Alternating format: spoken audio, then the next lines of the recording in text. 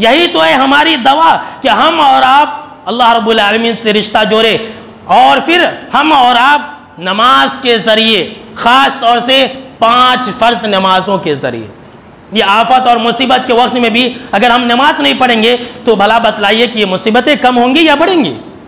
जाहिर सी बातें बढ़ेंगी। हमें डर और खौफ है अपने रिस्क का, हमें डर और खौफ है अपनी माल तिजारत का। इस बात का डर और खौफ नहीं है कि अल्लाह रब्बुल आलमीन को हमें क्या जवाब देना है। 4 महीने 6 महीने तक आपने दुकानें बंद करके रखी थी। जरा बात ही बातों में एक बात सुन लीजिए कि 4 महीने 6 महीने तक, कब से? मार्च से। मार्च, अप्रैल, मई, जून, जुलाई, अगस्त, 6 महीने तक आपने दुकानें बंद करके रखी थी, वो भी नॉन स्टॉप से, रात दिन 24 घंटे। कभी आप दुकान के पास नहीं गए, आप दुकान बंद कर दिए 6 महीने तक।